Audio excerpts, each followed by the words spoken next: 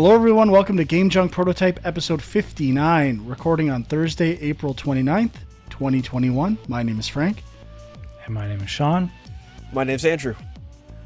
We're going to talk about Sony's new state of play today. Not sure there's a ton of meat on that bone, but we're going to get into... Well, you know what? Fuck it. Let's just get into it. The recent comments during an interview with... on David Jaffe's podcast, I think, with the Days Gone developer, and talking about this idea of you should buy games at full price if you love them and want sequels. And, to me, I feel like I've alluded to this idea before on the podcast. I don't know if I've directly spoken about it. We'll see what you guys think. But to me, this statement, which is like a clickbait headline, I get it, but it really is putting the blame on the consumer with this pricing thing and, who should be paying for full price games rather than two other parties that I think are more culpable. Number one is game media and review scores, which I think plays a much bigger role as to whether or not people buy games. Whether that's right or wrong, I don't really know and don't really care, but I feel like that affects sales and the first day sales of games probably more than anything. People wait for reviews. That's why review embargo dates are such a big thing. And, that's a huge part, whether people want to admit it or not, of game sales. And number two, game publishers themselves, like deciding to put games like at a much cheaper price after like 3 months after their main sales window's done. And you're seeing this less and less, I think. Like, I don't think The Last of Us 2 has gone on sale for less than 25% off since it came out a year ago, which is pretty uncommon. And I know I've talked about it with Nintendo. Like, I don't think a Nintendo game has gone on sale under $40 US, 55 Canadian ever in the history of the Switch if it launched on Switch. So, I mean... And clearly, if you know that, and you know it's not going to go on sale, people are willing to pay for it.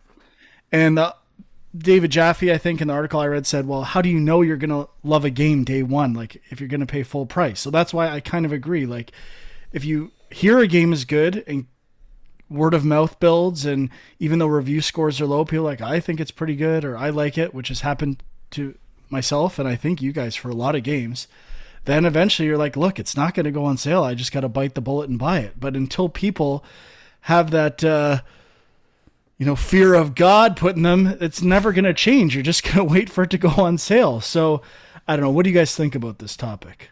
Go ahead, Sean. Well, it is a hot topic, and I think... Well, we definitely talked about it at some point, probably a couple years ago, but it's like it used to be more of a topic about used games, right? Now with digital taking over, that is not so much the focus of the conversation. And I think stuff like Game Pass is having a big impact on this. There's just there's so many games out there. There are so many games at your fingertips, potentially for free. I mean, yes, you pay for that subscription service, but to people, it feels like it's free. And that, I think, is making people wait more to buy new games. And, it's interesting, the conversation's happening at the same time that we're just starting to get the first games with the increased next-gen prices coming as well, which is probably going to have an effect there. People are going to want to wait. I know Returnal, that price plus some of the things I've been reading makes it seem like it's not quite my kind of game. I'm waiting. But I think that also is kind of in the middle of what we're talking about, where number one, people who want it do buy it right away and they will pay whatever price it is. And that's where we have had deluxe editions and, Ubisoft making 3 versions of games at varying cost, pre-packaging DLC. These were already things in place to get more money out of games or raise their price effectively for true fans of the game. So this is kind of been happening already to some degree. But at the same time, I think an obvious hidden byproduct of this is if you raise the base price, then when it goes on sale, it's still a little higher than it was before, right?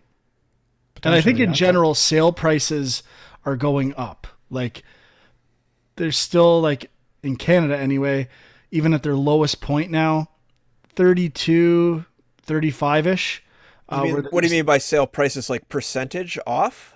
No, like actual final price. But that Okay. that means like the percentage, maybe it's staying the same, but the prices are getting higher. But I feel like they're not going on sale for as low of a price as they did before. Like there was times you could pick up $5 games and stuff like that. I'm not seeing a ton of that anymore, except for a few indie titles here and there. So, I mean, it still happens. It's typically half price. Like Crash Bandicoot was often on sale for half price. I got Avengers for, I think, 67% off or something like that, which, no, maybe a bit less than that. But, I mean, it's not, it seems like they're realizing this and it's becoming more and more of a deal. But, I mean, Nintendo was charging full price for 10-year-old games. Like, so, and people will pay them if they're good games. So I think that ultimately is the only solution to this. And I think the other aspect, which you touched on, is the publisher aspect, where you need to sell us the game. Like the marketing needs to convince consumers to spend their money. If you are putting a lot of money into the marketing and make really convincing ads, people are going to buy it. If you don't, if the ads don't work, people won't buy it. They won't be intrigued enough to buy the full price game. So I think it is on the publisher aspect. And I think also there is where when they start talking about like how much money the studio made or whatnot, I think some of that also comes back to the studio itself. And I think this applies less, well, almost not at all to small studios and really not at all to like super big studios like Ubisoft. I think it applies to sort of like the middle of the road studio, like a Sony Bend or whatever they call their company, where they have maybe enough people for like one big project, maybe two or like one and a half.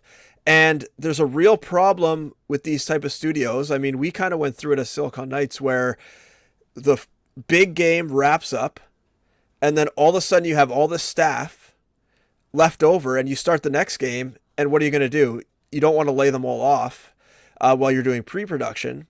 So then you have them start doing nothing. You have them start doing work that will probably get tossed out, which basically sucks money out of the next game. So if this was, I think Days Gone was their second kind of big title, right? So they probably had a bunch of staff roll over from the previous game that basically sat there at the beginning of the project while they're trying to figure out like what Days Gone is going to be. That just drove up the price of the project. And I think companies are starting to go away this. Ubisoft's doing it by having so many studios that can help and they pull people on all over the place.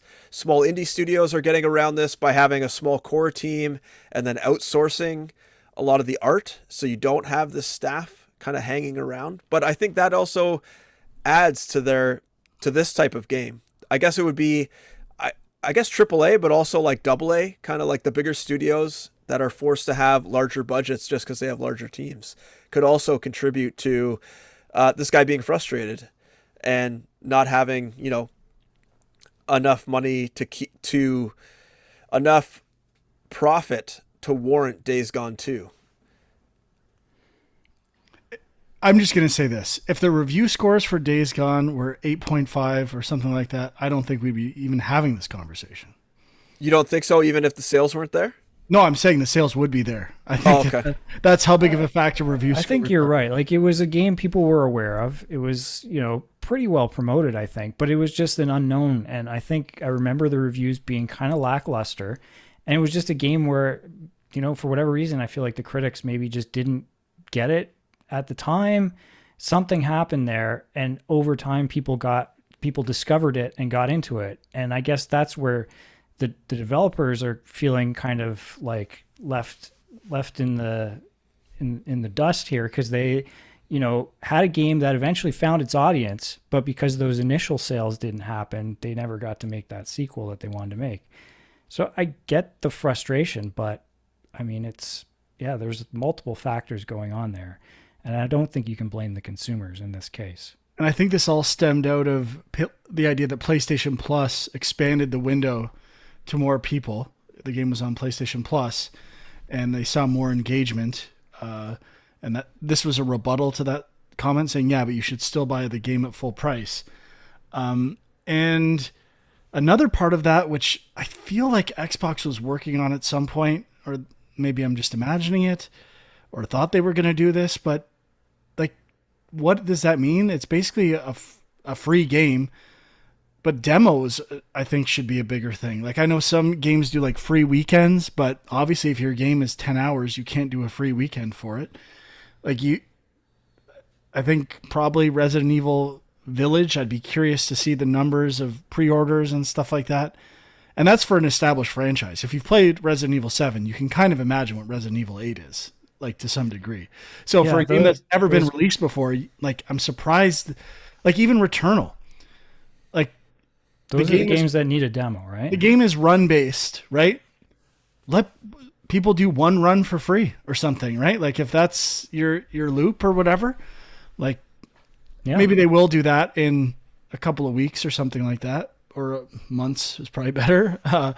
But I'm surprised there's not a bigger thing on demos, and specifically with Xbox, like a way to make a demo super easy to do. Like, I know that they did change it, so you could basically take your full game, or many games have done it, take your full game, put a timer on it, and say, like, look, you can play the game for this amount of time, right?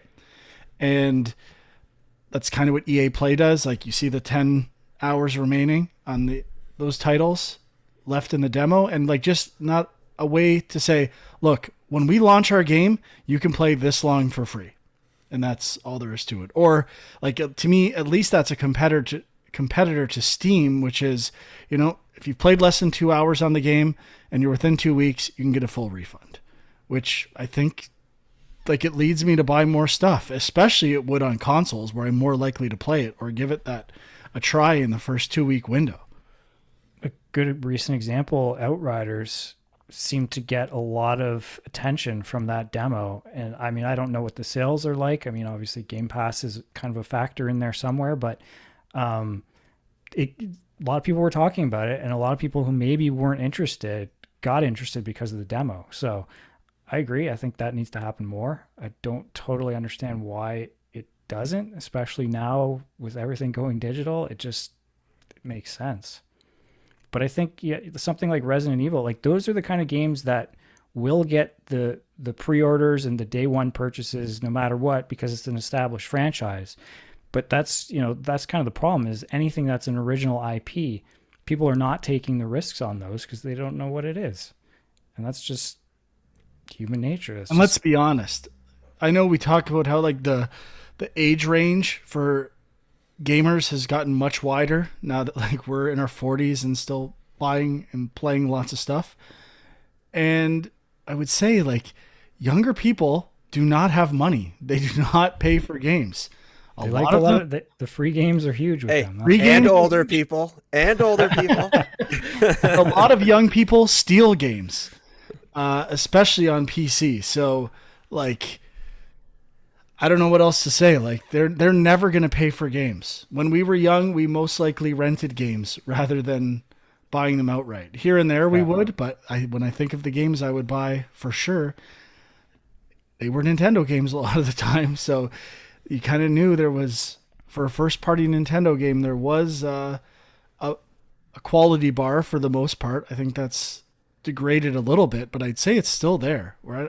I think Sony's getting there. Like, even The Order, which we've talked about ad nauseum, has like, people, the reviews to me were not indicative of the quality of the game, more of the length, which I'll bring it up again.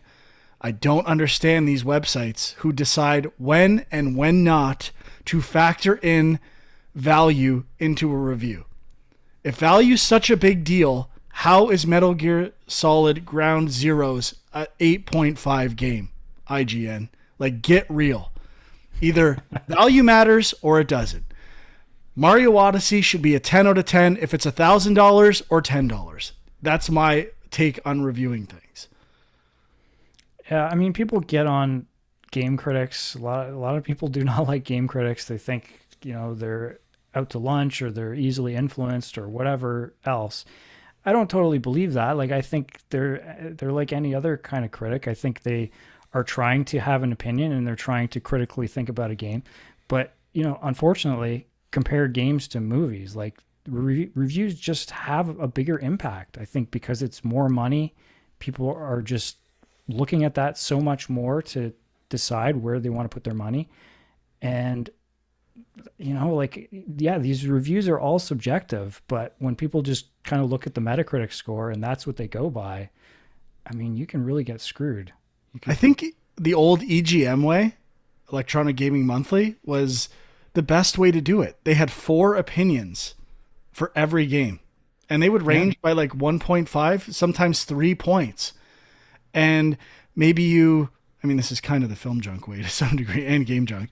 It's like, who do you kind of align with more with those reviews?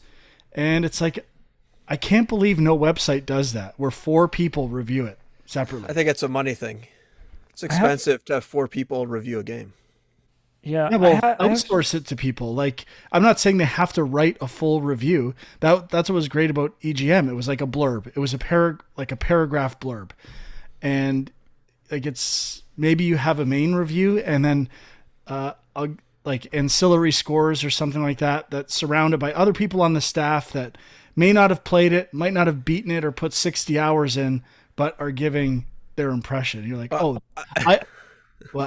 I don't want to go on an economics tangent, but I mean, like, what would you pay someone for a 3-line blurb?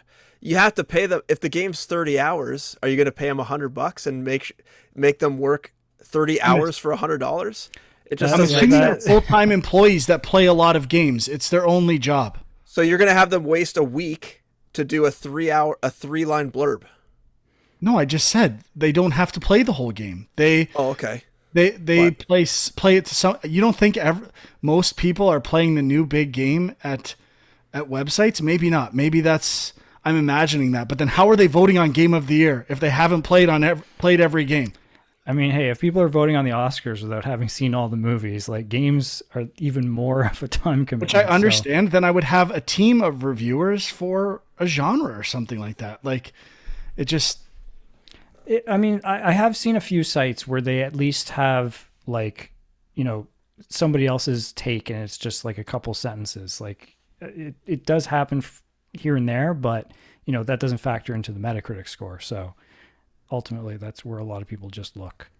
So yeah, it is. That's why the only real journalism is game junk, unpaid, unedited, pure journalism. Absolutely. Doing it for the passion of games and only the passion of games. That's right.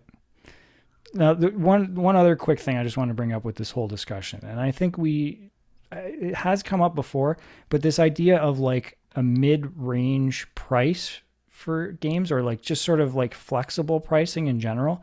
Like, obviously indie games can have a lot of different prices within a certain range. But then you immediately kind of jump to AAA, and most new AAA games have a standard price. But like, could something like Days Gone have come out $20 cheaper, and would they have made more sales? People be more willing to take that risk? I don't know.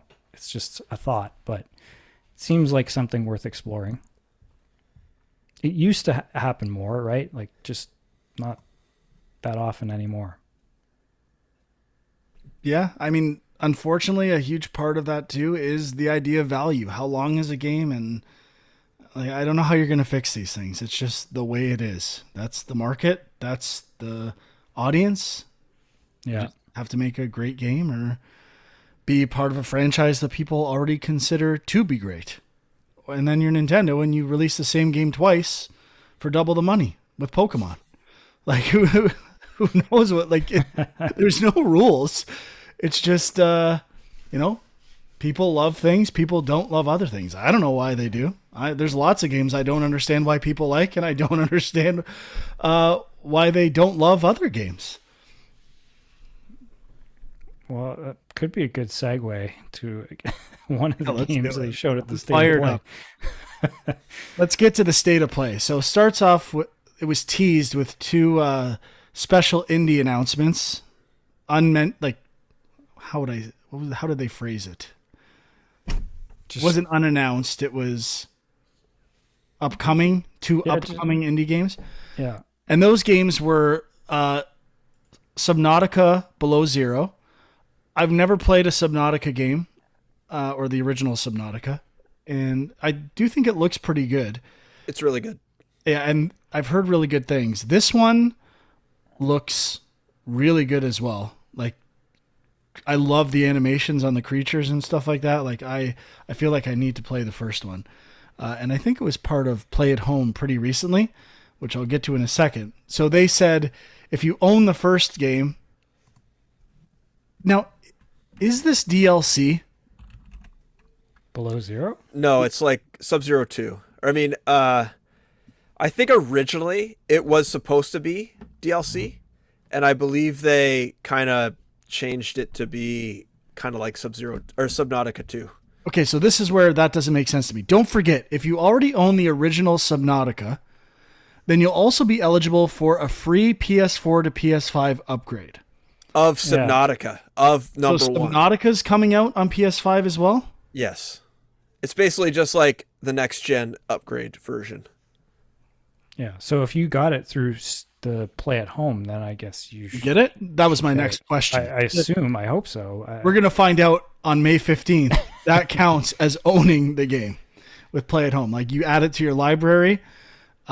Is that where we find out the next? Am I predicting the next PlayStation clickbait article on IGN? I think I may be. So Little Big Planet has been unplayable for months. Like, do you know how many old games are unplayable? Like, that were connected to servers? Like, where is this stuff coming from? Anyway, don't get me started on IGN. Then the other game was Among Us, which I don't know if it's as popular as it once was. I've played Among Us sparingly. I think it's okay. I don't understand the insane popularity for this game. Like, there was board games that have done it forever. There was VR games that did it, probably to greater effect. Like, where you didn't, when I played Among Us, it was like, oh, you got to mute your channel, or, oh, all these rules that people have to come up with just to play it. I'm like, so the game is like this kind of base thing, and then everything else is everyone else to say, oh no, you can't say that, or you can, which it's a board game. Like, it's a digital board for a board game. It's a social game. Yeah, ultimately that's what it is. I mean, like, to me, the game should be somehow incorporating those rules somehow. Like, it's kind of strange to me that it's that popular, and all you need is some board essentially to facilitate that interaction, which board games have done for decades. Anyway, I think you guys have told me it's more about streaming and popular streamers streaming the game, which I have no clue about. Yeah. Well, like, my kids kind of are out of it right now, but they just put out that new airship level, I think, which Kieran was kind of intrigued by, but it seems weird. Like, that's all they've done to this game since it's kind of like, I know they were working on the sequel, and then the first one got popular, right? So then they kind of went back and put a bit more time into the first one. But it just seems crazy that that's all they've done is just put out one new level, really. They're too busy Scrooge McDuck swimming in their money. Yeah, I don't want to get super cynical here, but like, it cannot take that long to make a level of this game. Like, the art quality is not, this is not a year to make a level. Like I could see how a new level or area in Fortnite or Call of Duty or PUBG even would take a long time to develop and test. Yeah. Yeah, this I assume it's a small team, but still it's a little weird. I guess, yeah, either way, this announcement is not very exciting. I don't know how many people found it exciting because they're last to the party pretty much. Like, yeah, exactly. It felt like hey, we're here too. We also have Among Us, and they had a Lombax skin exclusive, huge. I will be downloading. Which gets us to the main game, which was Ratchet & Clank, A Rift Apart, which felt like a Ratchet & Clank game to me. No surprise. major takeaways for me were, number one, they've greatly improved locomotion, something I've talked about a lot. So not necessarily open world. I'm not sure if it's like real, like it seems like a hybrid open world type of game from what I've seen. I guess all the Ratchet and Clanks are like that to some degree.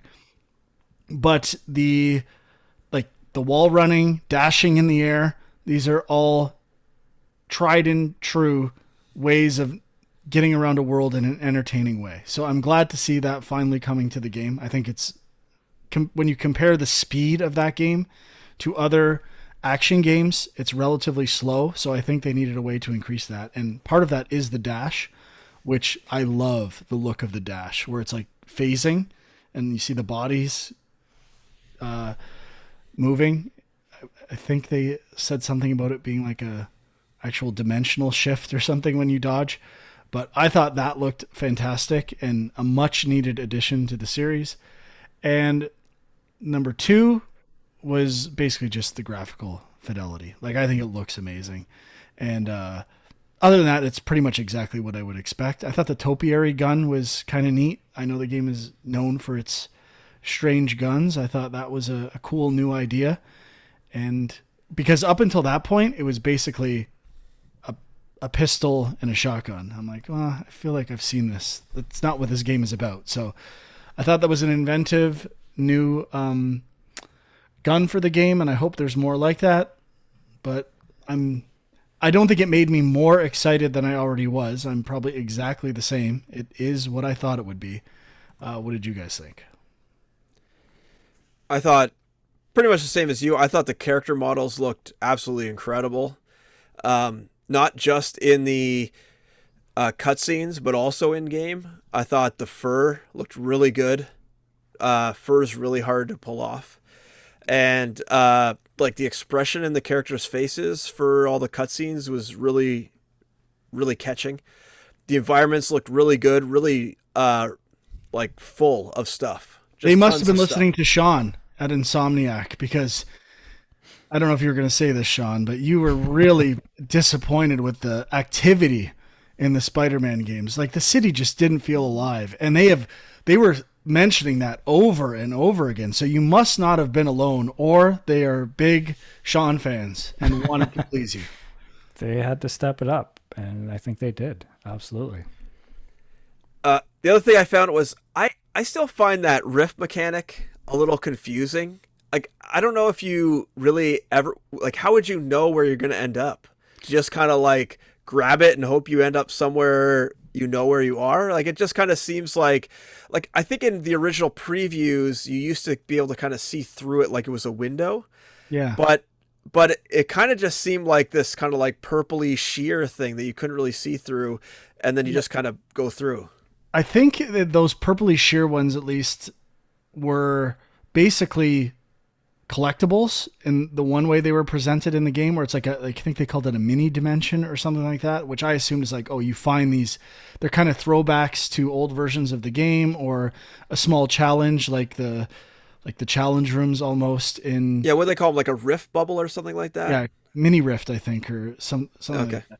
But I agree though. The original, like, the dash was essentially, it seemed like the rift teleporting, like where you would teleport across the screen, and all of that was used to showcase originally, and today to some degree, the load times on PS5. Another huge thing that people have been talking about with Returnal reviews and this is the haptic feedback in the controller playing a huge role. I mean, it's really something you have to take them on their word until you play the game, but I personally have not been that crazy about haptic feedback. It hasn't been the game changer I think people are claiming it is. So I'm open though. If the games are using it to great effect, I will be, I think, excited to see that, but I still have my doubts. Well, I mean, Astrobot was pretty solid, but that was really the only big kind of showcase for it so far. But yeah, I agree. I was going to bring up the portal thing because obviously that's sort of like the central mechanic that they've added. That's kind of like the big thing for this game. And I don't know. Maybe I just wasn't understanding what it was previously. Like, I kind of thought maybe it was more like a portal gun thing where you can kind of put the portals where you want or something. But here it just seems like they're just in the level and you could use the tether to pull yourself into them. And I Yeah. guess you may know where they bring you or you may not, but it just didn't feel as exciting as I thought it was. Well, But my initial reaction was similar to Huck's. Like, I'm like teleporting. It's almost like blinking in a VR game, but more jarring. And I bet they were like, yeah, this actually, it's cool, but I don't think it's fun. And I wouldn't be surprised if the dash changed to the dash. That was their version of the dash initially, and it's changed. yeah, that could be. Yeah, I feel like in that original gameplay demo they showed, I thought he was kind of like rifting all over the place I think within a so too, level. 100%. And then, yeah, in this one where they had the little, they were at like a spa or something, and they were fighting some guys in that little arena, and then he was like grabbing onto it was almost yellow color, I believe, and then he would kind of just warp to the other side of the area, and that seemed like that portal was always there. That was just like a constant thing. But that's the one where I was like, well, how would you even know where that ends up? And I guess you're guaranteed to always have the same. I mean, it's more like a portal gun that's stationary in that case. or the portals are pre-placed, so for certain battles, it's I think they are. Yeah, a good way to switch or get distance from enemies, which could be an effective design mechanism. So I'm not there. I'm sure the people at Insomniac are very talented and figured out like what's fun about that mechanic or not fun and cut it. So yeah. In that original demo, didn't they even show it where there was sort of like a puzzle thing on that train where you were like using the portals to almost like navigate a locomotion puzzle? Am I misremembering that? I don't know. That... To be honest. That sounds familiar. Yeah, I kind of remember that. That's what I mean. Like it felt more dynamic and like kind of crazy, chaotic, and here it just felt very static. But yes, yeah. I mean, I think that probably works better. Maybe, yeah. Because from a technical standpoint, you don't have to like handle loading anywhere. You could kind of like preload your levels. Like if you know that this portal is always going to take you to this spot in another world, you could almost like preload some of that other world, assuming the player is going to go there, kind of thing, to make it quick. Whereas like if they could just place it down and travel immediately, you can't really ramp anything up. But yeah, don't know, hard to say. Yeah, the other thing I was going to just mention, like, these kind of sort of like 15 minutes of gameplay things, like, how do you guys feel about it? Because like for me, it's like I was already sold on the game, already looking forward to it. And sometimes when you're watching these things, it feels like I want to play this. I don't want to spoil this level for myself or something. And I know people feel that way about trailers too, but I mean, game trailers I'm fine with, but it's just when you're actually sitting and watching somebody play a long piece of gameplay, I don't know. Sometimes I'm like, yeah, I did check out a bit just because like, yeah, I'm buying this, whatever. yeah. If it was a game I wasn't that sure about, I might have not done that. Like if Returnal had one of those, I might have been more interested.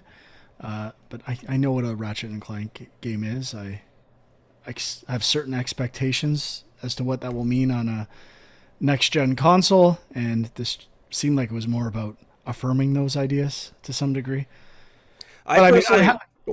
No, you go ahead. go. I'm I was gonna say, topic, so you go. Oh, okay. I was gonna say I personally really like this type of not demo, but I guess it is a demo, but because they have the commentary over top and they also skip around. So it's not just like a straight 15 minutes. It's like, okay, here's a little chunk. Now we're going to go, 2 hours in the future in the game, show you this other chunk.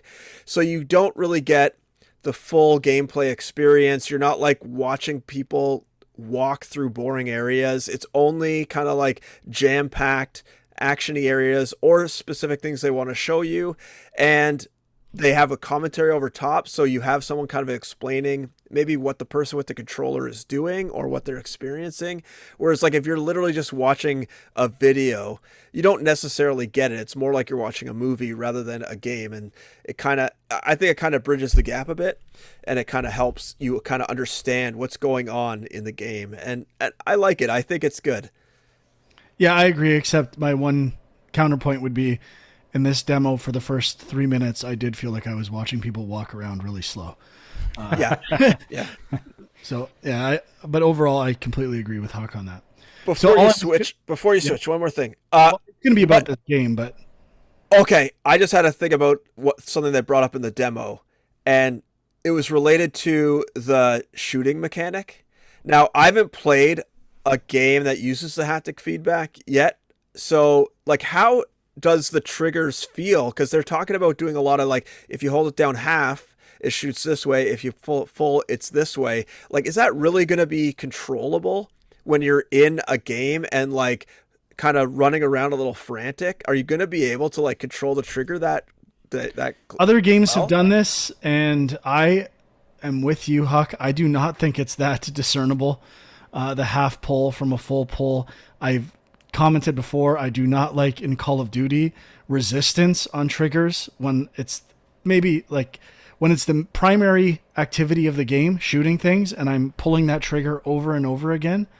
I don't want my finger to be sore from doing the like in that sense the feedback is really responsive. Like resistance works, but I don't know if it's a good thing for games, and I certainly do not think like the half versus full pull is that effective.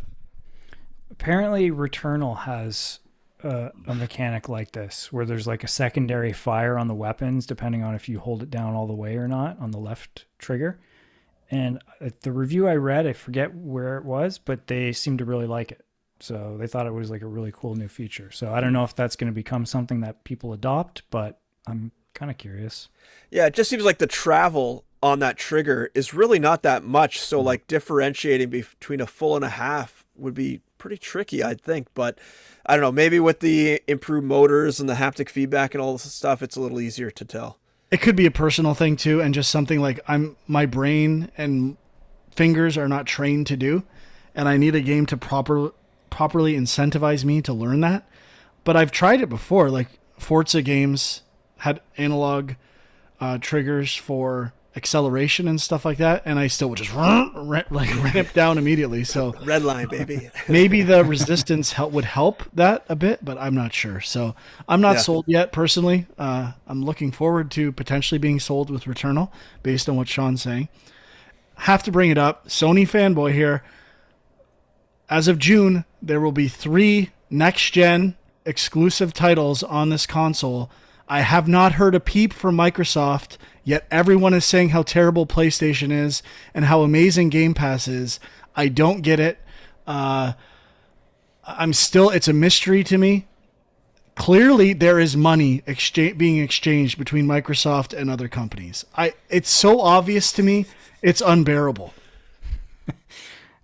You're not wrong. Like, it is a little weird, and we talked about this last week. There was like a real like flurry of positive press for Xbox stuff, even though Sony out of the gates had more games, more exclusive stuff. Fastest selling console in history. Yeah. Unable to find it anywhere. Yeah, I guess I could say I got a Series X this week, and I know Huck has a dev kit, right? Yeah, a couple dev kits, but I was like excited, and then I was like, well, playing the same games I was playing on my Xbox One S. Like, no, I'm not heaping praise on Sony because they we're 6 months, 7 months after, and I'm just getting some interesting games. Like Demon's Souls, I think was great, but I clearly didn't play it that much, so that's got to say something. So I don't know. Sorry, Huck, you were about to say something. I was just gonna talk about my dev kit experience. Okay. So I got, like Sean said, I got 2 Series X dev kits, and I plug in the first one, and it starts making a really loud clicking sound, like the fan or the disk drive is rubbing on something. And I'm like, oh boy, this doesn't sound good. If this is what the whole console is supposed to sound like. So I kind of let it run for a bit, see if it would solve the problem. Nothing. It just kept going. It sounded like the fan was rubbing because obviously I didn't have a disc in there or anything. So I was like, okay, unplug it, turn on my second one, super silent. So I was just worried that, like, is this the Xbox experience, this super loud clicking sound I'm going to have to play with? But no, luckily not. Though the is really, it's quieter than the PS5.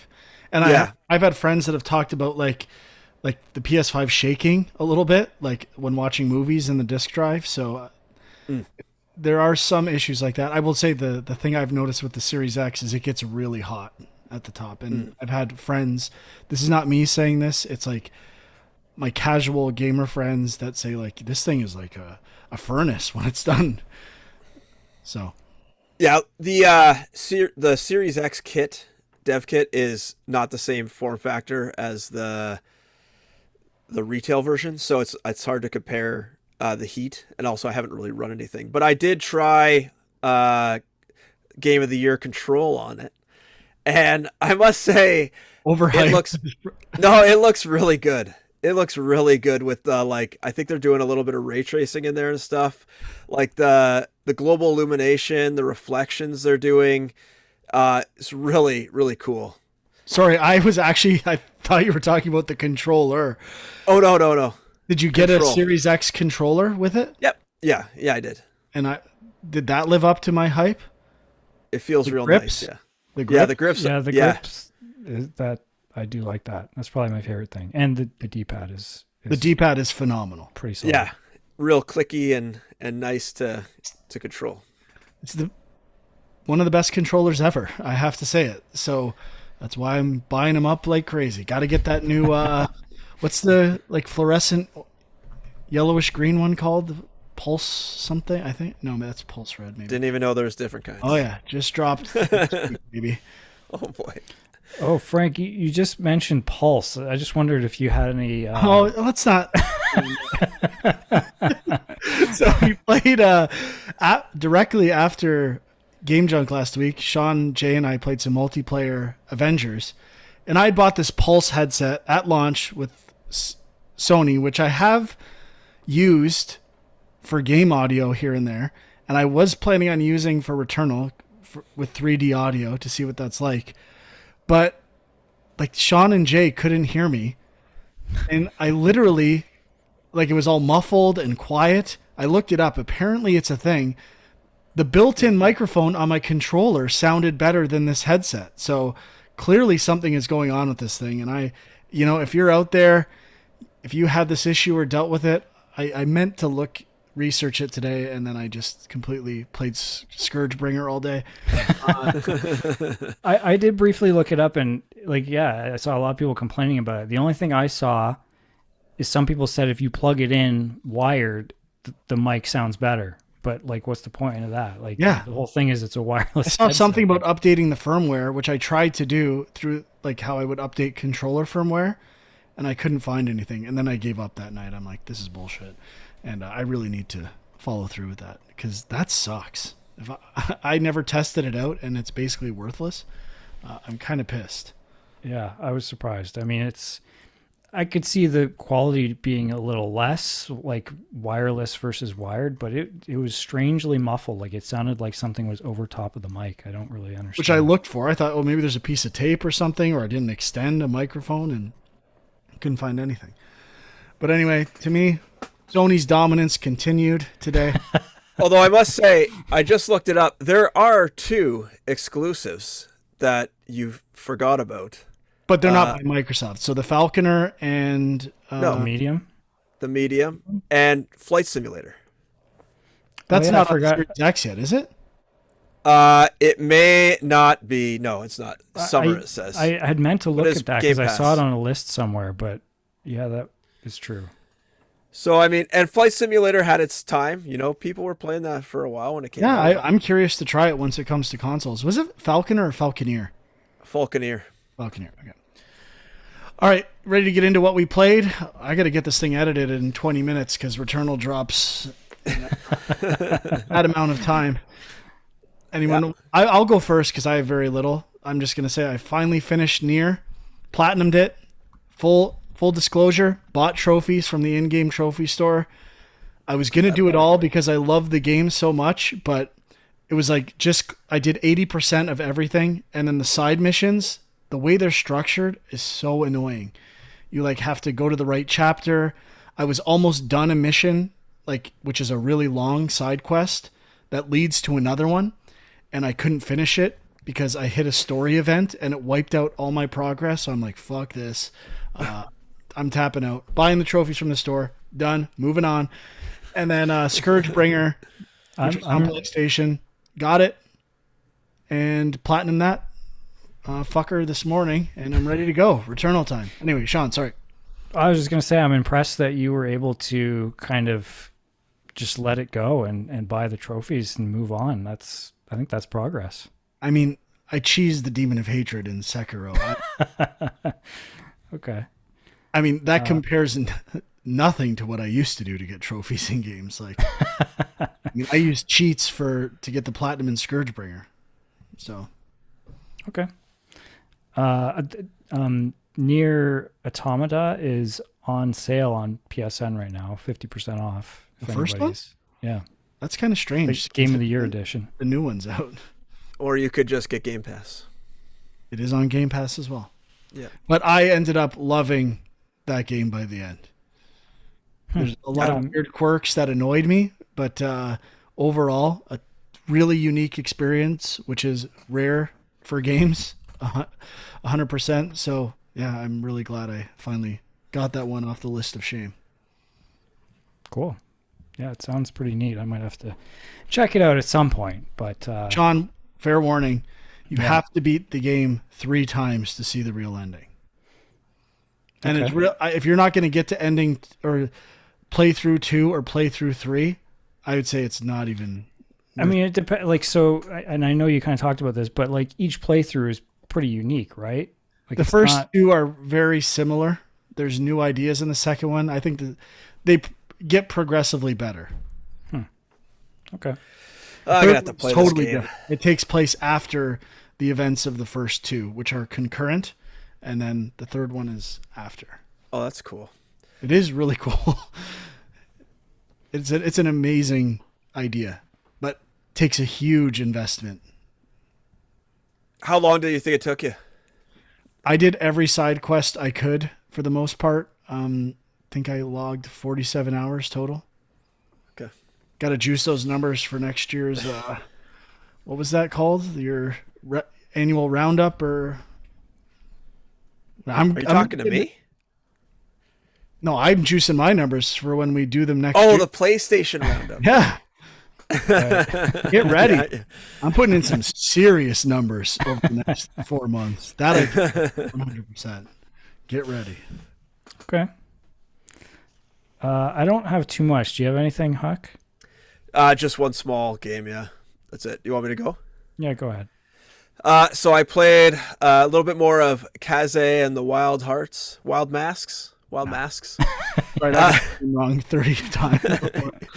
And yeah, like Frank was saying, the last couple weeks, I really like this game.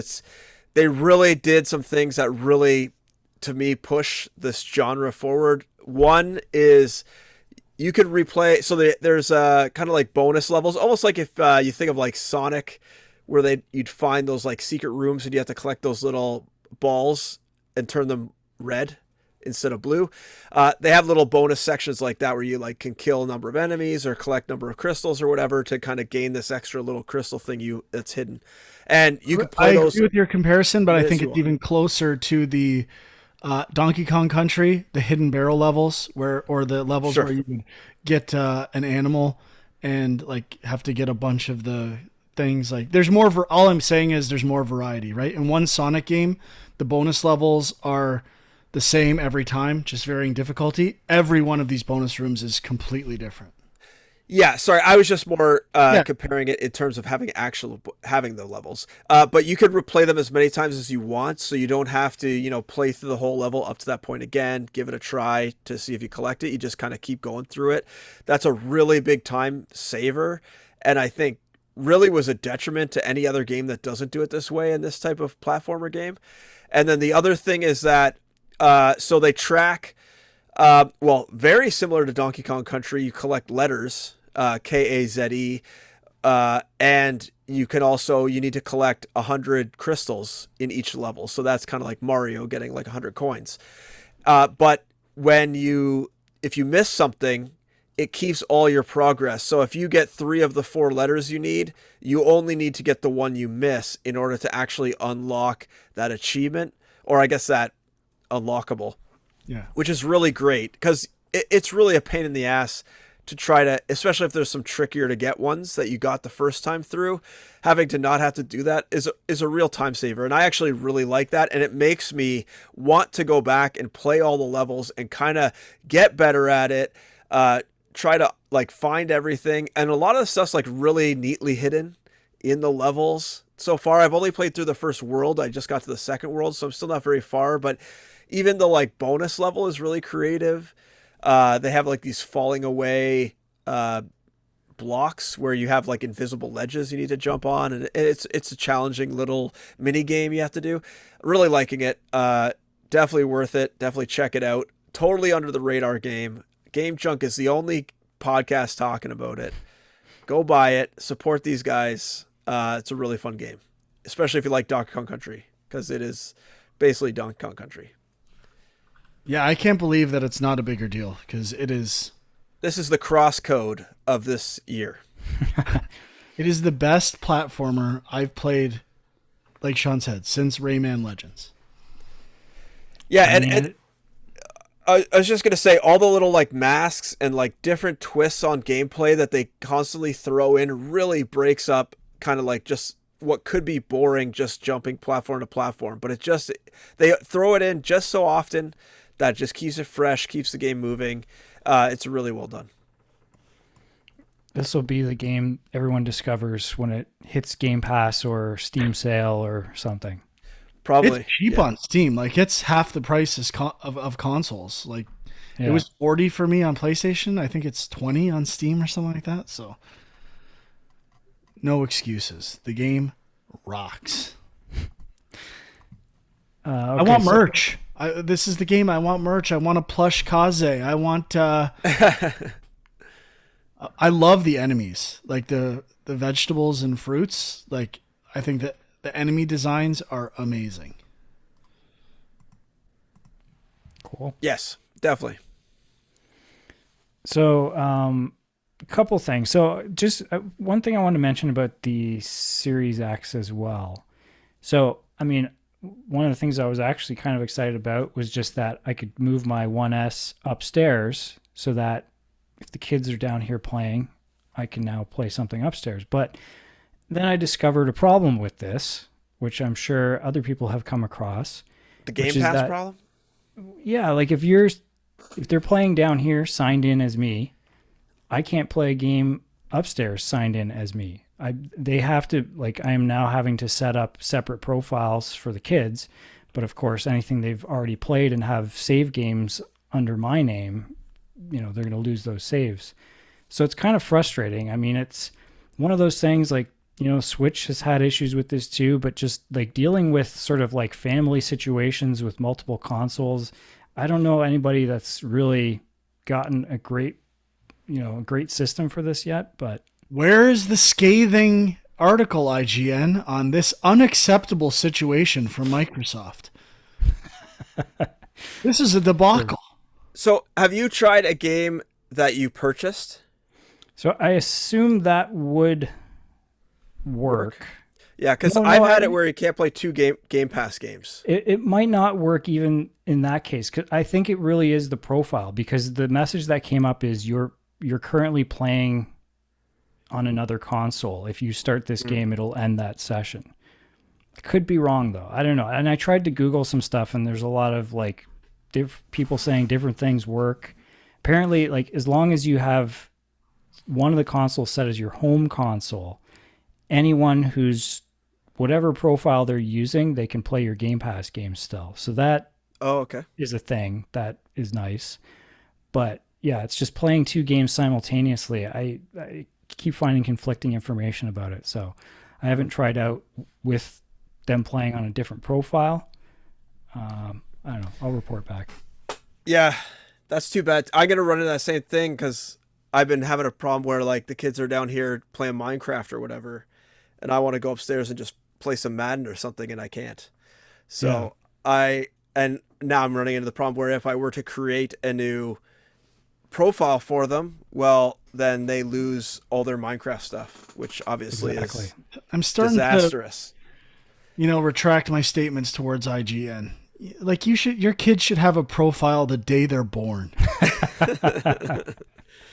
Like this is unacceptable. They should have their own profiles. There should not be. I mean, like it's fine. Like all these systems have profiles, and that's why they have them. But the problem comes when the one profile has like the subscription service or whatever, right? And it's the same with like on the Switch. Like there's always a main profile that controls everything, that can do the online stuff, that can buy stuff, and it's tricky to kind of navigate that. But I don't know if anybody has answers for me and has tried some of these things out. Let me know.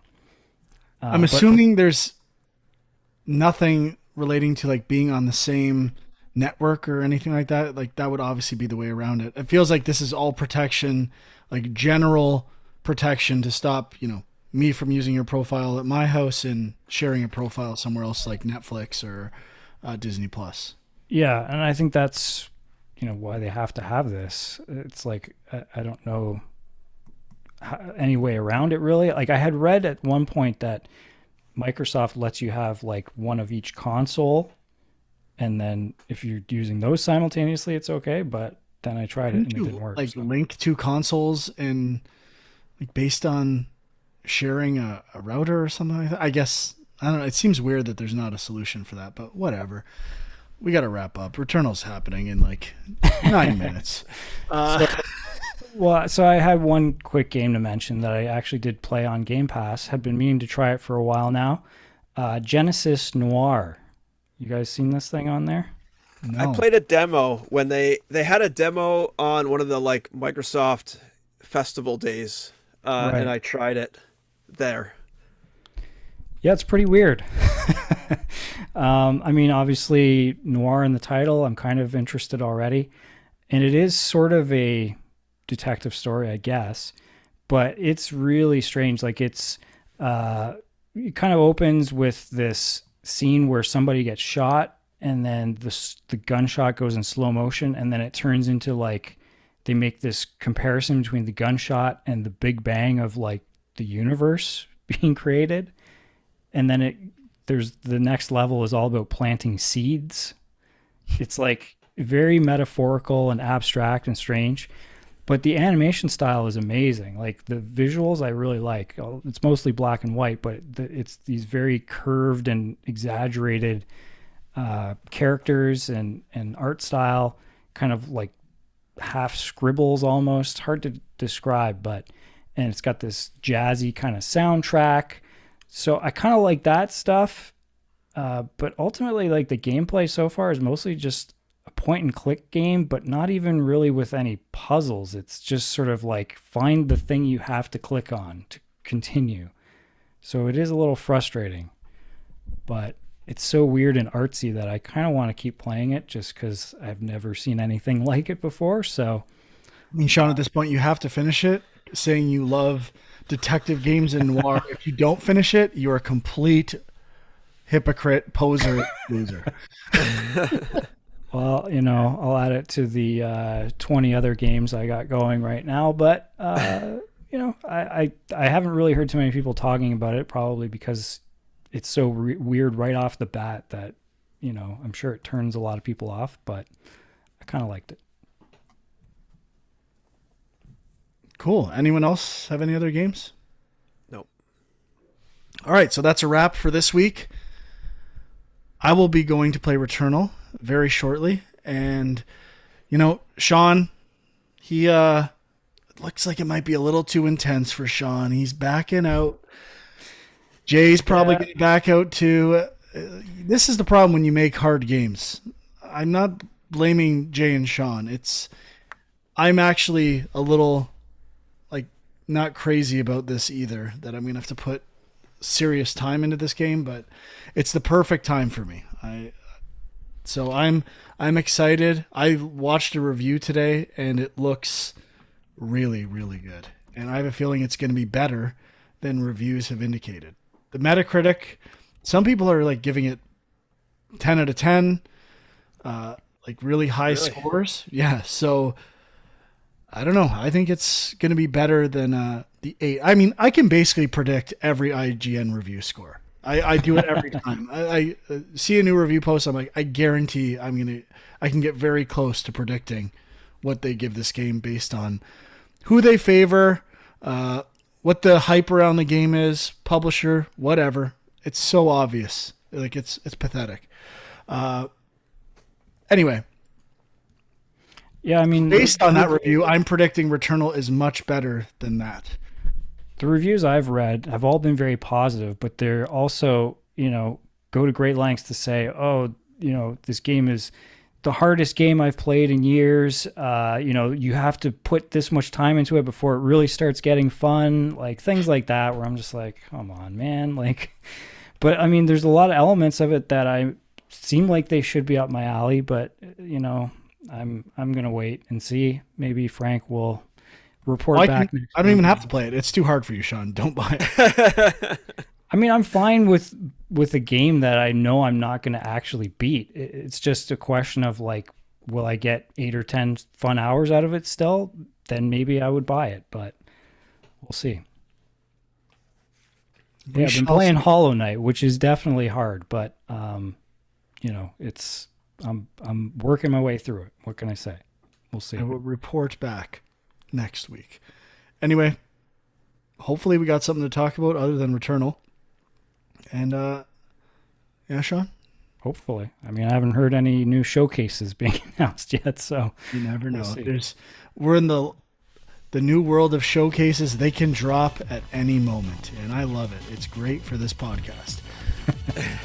Anyway, thanks for listening. We'll see you next week. Bye-bye.